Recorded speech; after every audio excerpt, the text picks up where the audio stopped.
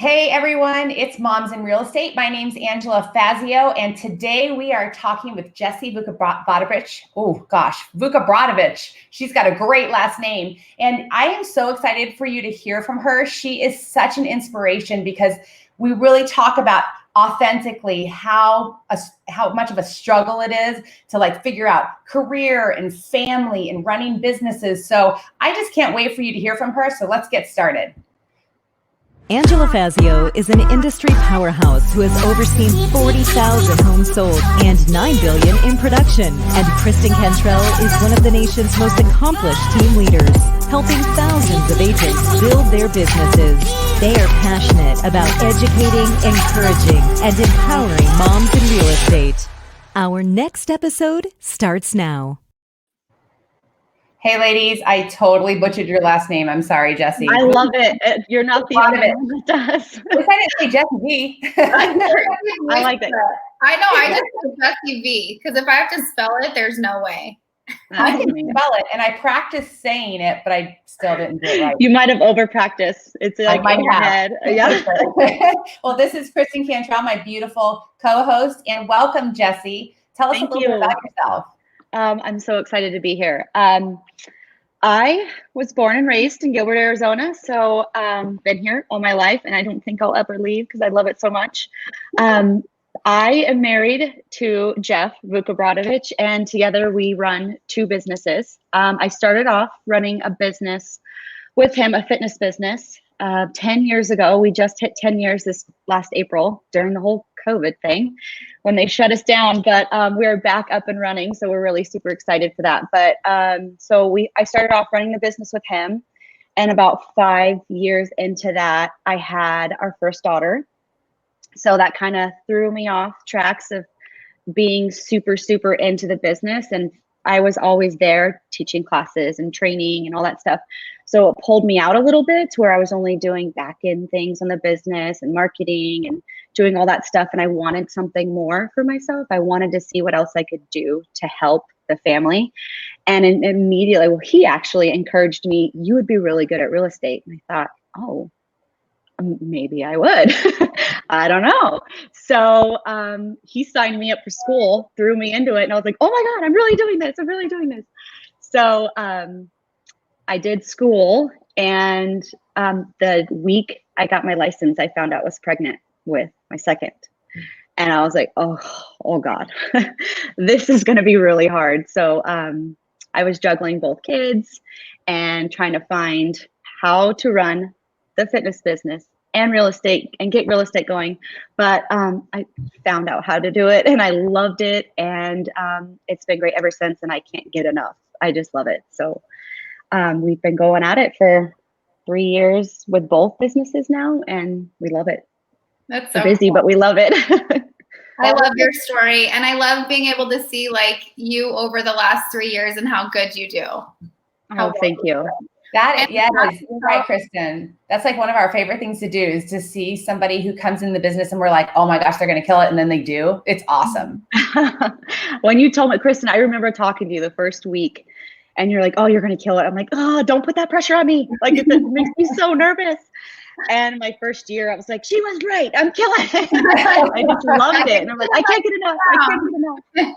Wait, I it is fun. Tell a little story about you. So Uh-oh. After I had Dean, I love working out my whole life. And so after I had Dean, my good friend Dana goes to Jessie and Jeff's their gym. And so she's like, you got to come with me. So I go in, and I remember it's not a weenie workout at all. It's hard.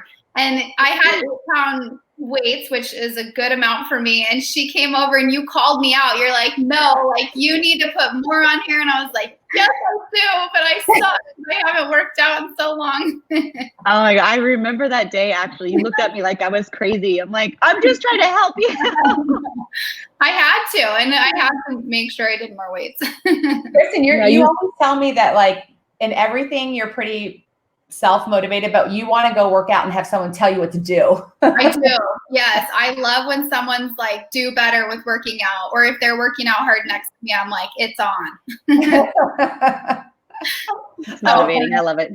I'm so pathetic. I'll be riding my bike outside and I want to beat everybody who's like in front of me, even if it's like this old grandma, I don't care. I'm like, I'm taking you down, old grandma. I'm gonna pass Well, okay, while we're talking about this, I know that you find time pretty much every day to work out still. So I feel like that is something that women do like to hear about. Like, how do you balance having the little kids at home, running 2 businesses, and finding time to work out? Oh my gosh, it's been a struggle, especially lately. I used to get a sitter a couple days a week to where I know I would have like a 4-hour time gap on 2 days a week to where I could, fit in my work, my marketing. Like I usually had it scheduled to the T. Like I had an hour to work out, and then I had 3 hours to work on my laptop at a coffee shop and do my marketing. The past few weeks has thrown us off a little bit with all the online school starting and stuff like that. But like this morning, I woke up at 4 a.m. So I was up super early. I got on my laptop. I got ready for the morning, got on my laptop, drank 2 cups of coffee, and I was just marketing. That's when my house was peaceful and quiet. The kids were asleep. So that's when I could really get my brain working and do that. So I got all of my stuff done, my planning, my thought process for the whole day. I got that out of the way. And then 6:30, my kids woke up. I got them ready for school, or my daughter ready for school. My 1-year-old's still here, but I got my daughter ready for school, took them to school. And then this afternoon, my husband's going to be home within an hour, and he gives me an hour break to where I can go work out and have my me time. And then I'll come back and finish my day. So I'll probably be sweaty and in my workout clothes for the remainder of the day, but that's just what I do. I don't care. I'm like, if you don't like it, that's what I am. It's too important for me. I never mind when I meet people and they're in their workout clothes. I actually envy them. I'm like, I wish I could go do a 12 o'clock and do appointment sweaty. Yeah. Or where like the only time I ever work out in the afternoon is on the weekends, because if I don't get up early and get it done first thing, and I don't skip it because I feel like crap if I don't, but I won't get it done because later I'm like, I want wine. Oh yeah. If it goes past 4, I'm done and not working out, because that's wine o'clock. That's like, it's time for that.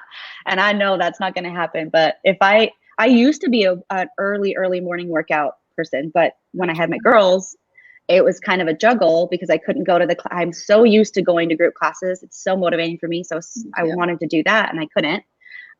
So I got a Peloton bike, or it's not a Peloton, it's an NordicTrack, but it's at my house. And I can do those classes early in the morning while the girls are still sleeping. So that helps. But if I can't get an afternoon workout in, I got to get it in the morning before they wake up. Yeah. Oh my gosh. So tell us, like, okay, your first year, we're talking about you killing it. For you, like, you're from Gilbert, Arizona, where you work, and you also own another business. So tell us kind of how you let everybody know that you were in real estate and why you feel like you were successful your first year.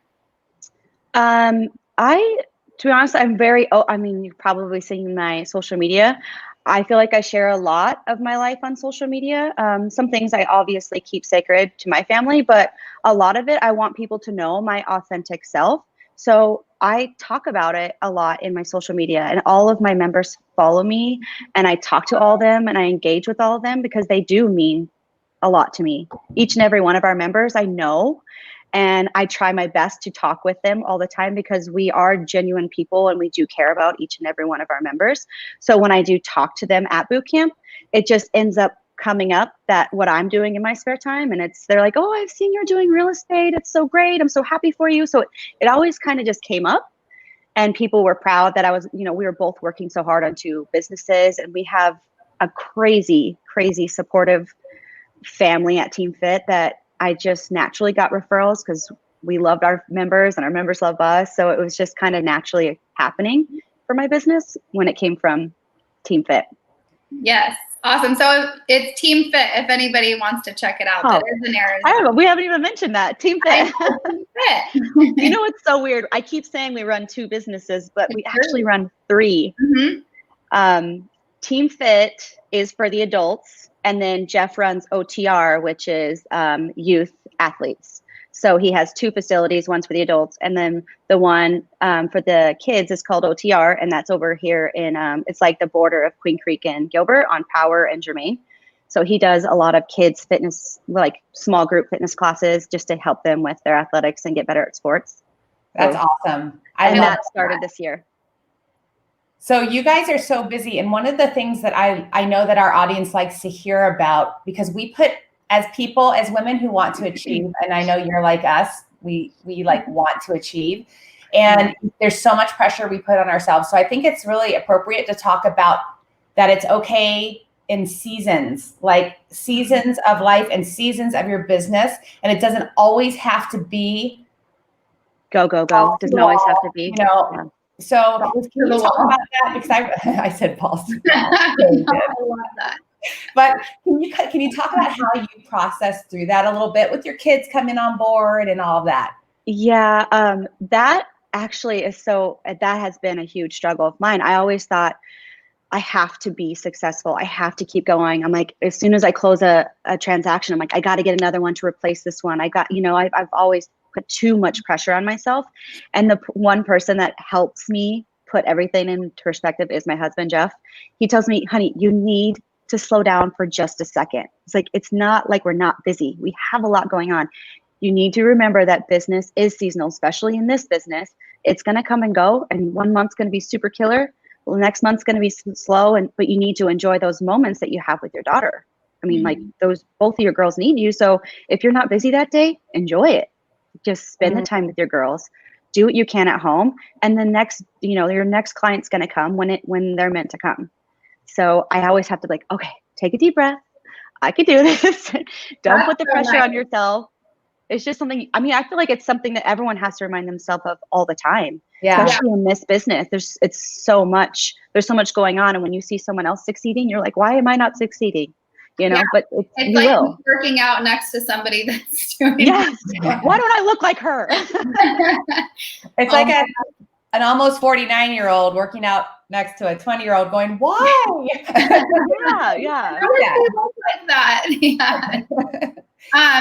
So I know you're like super open about like just like the struggle with little kids. I mean, I know me and Angela are very open about the struggles we have, and I love you because you are, just when we talk and then also on your social media, like you're saying, you're very authentic and like share your struggles. So share with everybody, like, what are your struggles with your kids, and do you suffer from mom guilt when you're working? Every day. As much as I love my girls, I don't go a second throughout the day without thinking of them. I like literally lay awake at night worrying, like, did I do something bad today? And like, am I going to ruin them? Like, the girls are awesome, but holy cow, they are busy. Like I literally, for an example, I'll be honest right now. Yesterday I took my daughter, my 5-year-old, to her swim lesson, and it's a 30-minute swim lesson. And my 1-year-old I have to bring with me too. So I ran around that facility. I don't know how many times. I ran around. She got into everything. She went around the workers, like the front desk, and she was getting into their things. And I'm like, I can't. And then she's like, literally everyone's looking at me like, calm your daughter down. Like, what are you doing? And I'm like, I can't. She doesn't sit still. And I was so frustrated. I was like, just sit here for 3 seconds, please. But she doesn't sit still. So I was just like mentally having a battle. But hard. That is like the hardest age. It's like it really is. And they want to run. 3 is like a nightmare. Yeah. Oh my, you know what's so crazy is 2 and 3 I loved with my other daughter. Like, she's amazing. 4-year-old was hard, but I think it's because my 1-year-old came along, or the second one came along then. But my first one now, I'm just like, God, you're so amazing. Like, just don't grow up. Just stay the way you are. Because she's so much help. And then my 1-year-old's just like, she literally pushes us to the edge. And I feel so bad. I do get mom guilt. I lose my patience. And that's one thing I have to work on. And I tell myself every day, you have a beautiful life. You have healthy kids. Just enjoy it. And if she's crazy, let her be crazy. You can't change it. Just let her be crazy and take a deep breath. And I have to tell myself that literally every day. I was telling my husband that last night. I'm like, look, she's crazy. You're not going to change her. Take a deep breath. and let her be her. That's the only thing we can do. Yeah, Yeah. it's hard. I was not a big fan of little kids, and I have so many. Yeah, I'm done. I am not having any more. I'm done. I know. Sometimes I liked when they got like fourth grade, kind of, well, not the current fourth grader, but when they kind of got old enough to have a sense of humor and kind of get sarcasm. And when it gets there, then I just function better. You can think on the same level a little bit more. Yes, I agree, because like even with Dean turning 5, it's like, or being 5, it's just like we have these great conversations, and he's so funny, and like listening to him process stuff and like the stuff that comes out of his mouth, I'm like, it is so good. Tell Jessie about when he was like tearing up. What did he say the other day? Yeah, like this week I dropped him off at, no, I was laying in bed with him, and he's like, Mom, when you drop me off at school, I tear up. He's like, but I'm okay. I know that I'm in a good place and I like my teacher. And I'm like, oh, that's so sweet.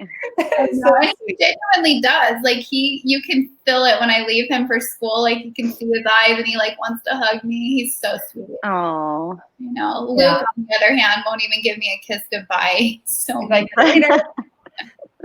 I've never had mom guilt. I'm not gonna lie. I just don't have it. I know when I dropping off at school is hard right now. Yeah. The drop off is hard. The mask, the way they have to keep their distance. Aww. It's just sad. It's just not what kindergarten's supposed to be like. It's supposed to be fun and playing with your friends and meeting a bunch of new kids in your neighborhood. And it's not that at all. Even the cafeteria. My daughter's terrified of the cafeteria. Like that. She tells me she cries every day in the cafeteria. Even the cafeteria lady called me on my cell. The cafeteria lady called me on my cell phone the other day. And she's like, I'm sorry. I'm just calling to check on Olivia. And I was like, what? She cries in the cafeteria. I'm like, oh my God. I guess it's because her teacher drops her off in the cafeteria and they exchange with like the cafeteria manager, and there's like a teacher aide in there, and they all have to stay in their seat. They can't move, and they're separated apart, on the tables, and that's the only time they can take off their mask. And my daughter just feels scared. Like she's scared. And it's so weird. Like she knows this isn't right. This is not how it's supposed to be. Yeah. And it just breaks my heart. So now the cafeteria lady comes over and checks on her every day and brings her chocolate milk. Like makes her day. I know, it like melts my heart. That breaks my heart. I can't even believe that. I'm going to start crying thinking about it. She's probably sitting there now. Oh my gosh. Dean's teacher today, she like came up and I was getting him set up on his computer, and she's like, comes up, and she wasn't wearing her mask at first, then she put it up and she comes over and she's like talking with us. I'm like, you do not have to put your mask on when you're next to me. And she's like, thank you so much. And I'm like, no, I don't care at all. And I'm like, yeah, feel bad, because they're just like, the teachers are just, I don't know, it's crazy. Everything's crazy. It's not right. I mean, it's not right for any kid. My daughter is 14. Can you imagine being a 14-year-old girl trying to figure out life and boys and fitting in? They always worry about that. And now tomorrow she goes back live, which I'm so glad. She needs to go back. But like she's like, we have to wear a mask all day, and we were not supposed to hug our friends. I'm hugging my friends. It's just wrong. Yeah. But I know. It is what it is right now, and you got to teach kids to be resilient. Yeah. And just make sure they're with their friends outside of that atmosphere as much as possible. That's what I do. Yeah. Yep. I already lined up like 3 play dates for the next 3 days for my daughter, just so she can have some normalcy. I know. We went to a park last night, and I was thinking, like, how crazy. Last time I was by a park, they were taped up. It's just been we haven't gone to parks, and so last night it felt good. I'm like, last time I just remember this eerie feeling, like we were riding bikes and like there was just caution tape all around the playground, and I was like, this is so weird, Yeah. So how do you talk to your daughter? Like, what are the conversations you have about masks and all of this? Does she ask questions or? Yeah. So funny is that the school actually showed my daughter what germs look like in a microscope. And so they're like, this is why you're supposed to wash your hands for 20 seconds. And she's like, so when they described that, and she watched the video and she was like, ew, ew, there's germs on my hands. Oh my God. So I'm like, that's why you wear the mask. You protect from the germs getting to your mouth and in your nose. And, she's like, oh, so she's okay with that. But then when she gets into her 5-year-old moods, I don't want to wear this thing anymore. Mom, I really do want to wear it. I'm like, and then I tell her the germs, honey. And she's like, okay. So that's just basically, you tell her, it just keeps away the germs. It works for her now. Ate dirt. I mean, she ate dirt. I mean, I think everyone's going to be just fine. I know she is confused though, because like she has to wear it at school, but then when I go to the store with her, she doesn't have to wear it because she's 5, and they're like, they don't have to wear it. Right. Yep. So, I don't know. She tells me on a regular basis, Mom, I hate the coronavirus. I know. So with my kids. I just have to my kids. I'm like, listen, God's in control. This thing is so crazy. Yeah. God's in control. All we need to do is be faithful and not let ourselves get freaked out. There's no reason for it, and there's not much, you just have to conform. I hate conforming. I know. I'm not a conformist.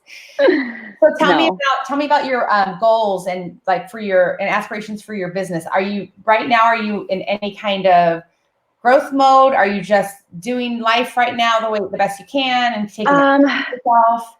Yeah, gosh, I wanted, when I finished off last year, I thought, okay, I did this amount. I've got to double it next year. Like, I'm going to double it. I've got to make sure I stay in growth mode. And life got super complicated and all this COVID stuff happened. And I hate to blame it on COVID, just like we were talking about earlier. Hate to say that, but all the pressure was mounting on both of our other businesses from all of this shutdown. We got shut down twice. Like, we got our, one, we reopened, we got everything back on track, and we're like, yes, things are going well. And then it got shut down again, and we just kept getting the wind out from underneath us, and we were just getting so frustrated. And I thought, I need to take a step back for a minute. I need to make sure my kids are still mentally healthy and can handle this, and they don't feel like our house is falling apart and we're falling apart. And then my husband's relationship, we didn't want that to fall apart either from all this and us trying to focus too much on our businesses. So I agreed to let things happen naturally with my business. I said, I am going to devote time. I will schedule time each week to market my business, and I will do what I can, and I will do what I am supposed to do and meant to do for my kids first, and then put my marketing for my business second. And just let things happen naturally as they came. So things have been occurring naturally and steadily for me. And I am happy. I'm happy with that right now. And I think if I continue to just let things happen naturally, I won't get frustrated with the business. I won't let myself be let down with my goals. So my goal is to just be happy with your business and to stay happy, and things will just always come. I think that's really wise. Just this morning, my husband and I were just out loud being grateful because my husband and I have like the greatest relationship.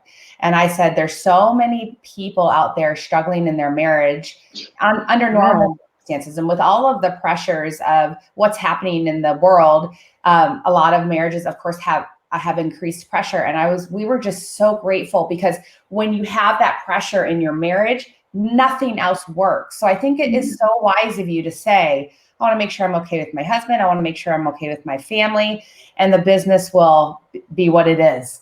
That's what I felt like. I mean, it will just come when it's supposed to come. Yes. And I have to believe that. And if I stay positive with everyone and I continue to let people know, like my business, I obviously want to be successful, but first, one of my goals is to always put my clients first. When I do get a new client, like, I'm here for you and I'm passionate about you. And when people know that, they want to use me naturally. So I just my goal is to help you, and you're my focus. So I just think that if I stay positive with that, business will always come. I think you're doing awesome. And I think that just goes in line with what we were talking about earlier. Like, you're in the season right now where you can feel like that and do that. And that's what's so cool about real estate. Yeah, I love it. Well, 2 things. I want to thank you so much. I knew that you would come on here and be your authentic self. I just was excited that everyone would get to hear about your life and see you and know about your businesses. And I hope that anyone who's watching this is inspired to trust God and be in the season that you're in, do all that you can and let the rest go. Just take care of your husband, take care of your families. God bless all of you. Thank you for watching. And Jessie, thank you so much. Thank you so much for having me on, ladies. Absolutely.